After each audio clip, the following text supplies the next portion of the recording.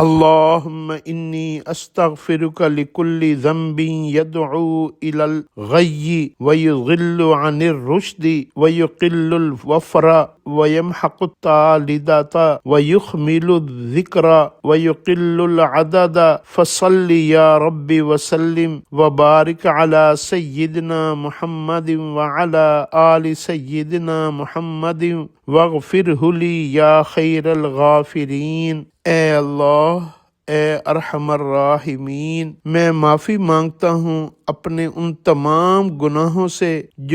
جن کی وجہ سے میں گمراہی کی طرف مبتلا ہو گیا، یا وہ گناہ جو مجھے گناہوں کی طرف اور گمراہی کی طرف بلائیں۔ اے اللہ، صراط مستقیم سے بھٹکا دیں، ایسے تمام گناہوں سے میری حفاظت فرما دیجئے۔ اے اللہ، میں ان تمام گناہوں سے بھی آپ کی معافی مانگتا ہوں اور آپ کی پناہ میں آتا ہوں۔ اے اللہ، کہ آپ مجھے وافر مال دیں اور وہ مال میں کسی غلط کام میں خرچ کر دوں، اور میرے ان گناہوں کی وجہ سے آپ اپنی دی ہوئی نعمتوں کو مجھ سے واپس لے لیں۔ اے اللہ، ایسے جتنے گناہ میں کر چکا ہوں مجھے معاف فرما دیجئے اور آئندہ ان گناہوں سے بچا لیجئے۔ اے اللہ، اور میں اپنے ان تمام گناہوں کے اوپر بھی آپ سے معافی مانگتا ہوں اور آپ کی پناہ میں آتا ہوں کہ مجھے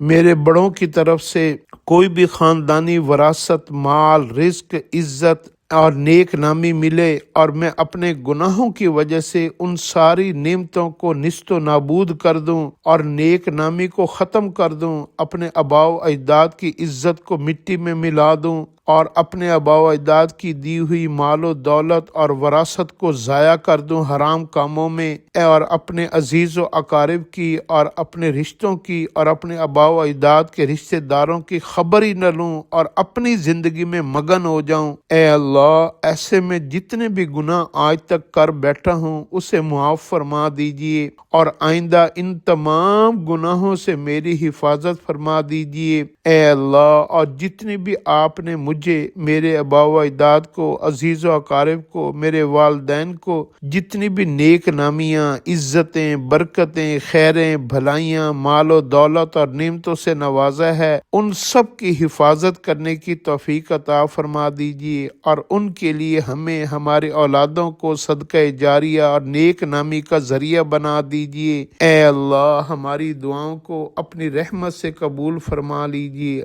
آمین یا رب العالمین۔